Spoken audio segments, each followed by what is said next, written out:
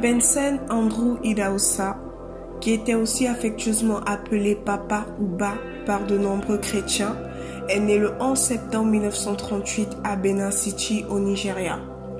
Une ville nigérienne d'ailleurs considérée comme centre initiatique de tous les grands chefs traditionnels de l'Afrique de l'Ouest.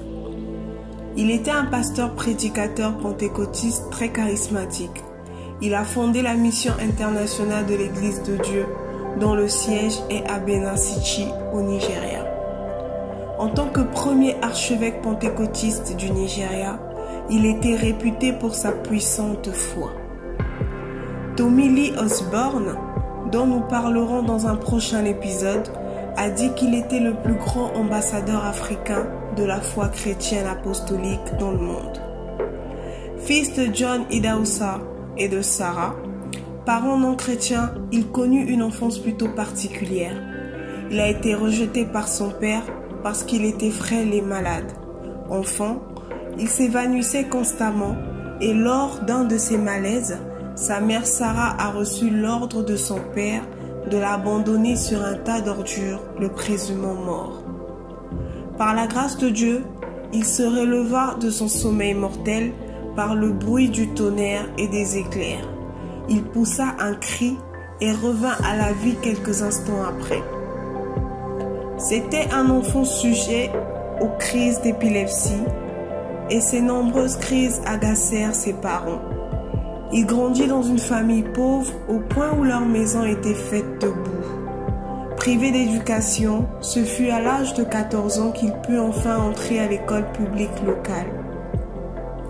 À l'âge de 22 ans, il dirigeait une équipe de football dans sa ville. Il reçut alors Jésus-Christ dans sa vie lors d'une soirée d'évangélisation organisée par une petite église de l'Assemblée de Dieu qui se trouvait en face du terrain de sport où il s'entraînait. Ce fut à la suite du sermon du pasteur Apo qu'il accepta de donner sa vie à Christ. Après le cycle primaire, il s'inscrivit au cours par correspondance et il n'hésitait pas à parler de sa foi chrétienne à tous ceux qu'il croisait, principalement dans le restaurant de sa tante maternelle où il passait ses journées. La passion pour Dieu passant avant toute chose, il a été très actif, très zélé et a converti beaucoup de personnes au christianisme. Benson Idahosa eut son premier emploi comme magasinier dans une fabrique de chaussures. Il partageait sa vie entre l'évangélisation et son travail, et lors d'une visite dans son village, il présenta Jésus à ses parents. Seule sa mère reçut Christ à ce moment-là, son père demeura hostile à l'évangile. Pendant les week-ends, il se rendait dans un autre pays frontalier pour diriger des réunions d'évangélisation. Dans chaque village qu'il traversait, il prêchait l'évangile. Il priait pour les malades qui étaient guéris instantanément. Lors d'une occasion de prière personnelle, Benson Idahosa eut une vision du Seigneur qui changea par la suite le cours de sa vie. Il considérait cet événement comme une visitation divine.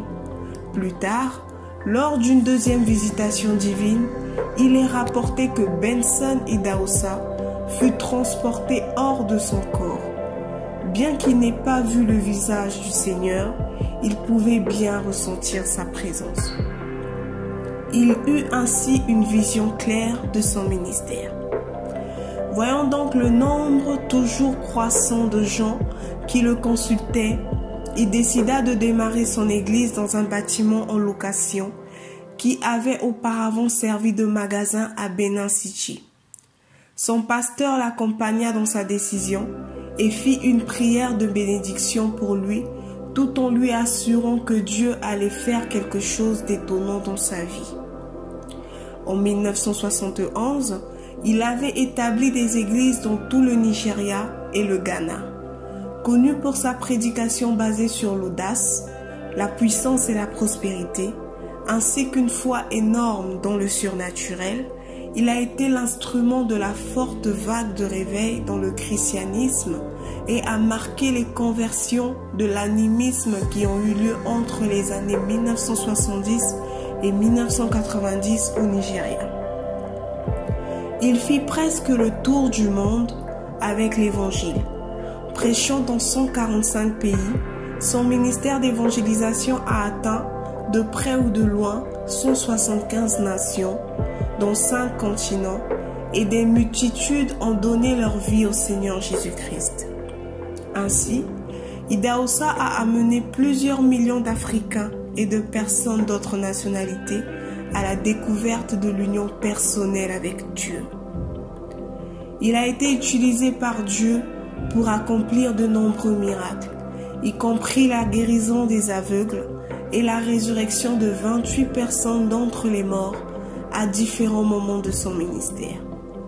Le siège de son ministère, le Faith Miracle Center, est une cathédrale qui peut accueillir jusqu'à 10 000 personnes à cause de l'importance et de la bonne organisation administrative de son église, Church of God Mission, la mission de l'église de Dieu, qui compte des millions de fidèles au Nigeria et dans le reste du monde. Benson fut ordonné archevêque à l'âge de 42 ans. Il ordonna lui-même 6 évêques qui dirigent chacun au moins 100 branches de l'Église. La mission de l'Église de Dieu a des branches dans le monde entier, de l'Europe à l'Afrique, de l'Asie à l'Amérique. Sa tâche principale étant l'évangélisation, il a lancé Idahosa World Outreach Television Ministry, IOTV, une émission qui a atteint une audience potentielle de 50 millions de personnes. Il avait des liens étroits avec des ministres internationaux de l'Évangile comme Billy Graham, Tommy Lee Osborne, Kenneth Hagin, Benny Hinn, Reinhard Bonk, Maurice Cerullo et Oral Robert, entre autres. En 1998, il avait prêché à plus de blancs que n'importe quel homme noir et à plus de noirs que n'importe quel homme blanc. Son désir l'a conduit à établir plusieurs autres branches du ministère en dehors de l'Église. Elles comprennent le Médiplex de la foi, l'Institut biblique de toute nation pour Christ, le groupe d'école de la parole de foi et l'université Benson Idahosa, qui est actuellement sous la direction de son fils, le révérend Faith Emmanuel Benson Idahosa. Il écrivit une dizaine de livres et était connu pour de nombreuses citations notables, comme « Votre attitude détermine votre altitude. Il est plus risqué de ne pas prendre de risques. Je suis impossible. Une grosse tête sans un gros cerveau est une grosse charge pour le coup. Si votre foi dit oui, Dieu ne peut pas dire non. » Dans sa vie, Benson Idahosa a été un père, un mari, un leader, un apôtre, un prophète, un pasteur, un enseignant, un évangéliste, un messager oint et un ambassadeur du royaume de Dieu. Le 6 avril 1960, il épousa Marguerite et ils eurent des enfants après 4 ans de mariage. Avant sa mort, il oignit sa femme pour le ministère parce qu'il croyait que les femmes aussi pouvaient servir Dieu à plein temps. Beaucoup de ses collègues d'autres églises ne soutenaient pas cette position.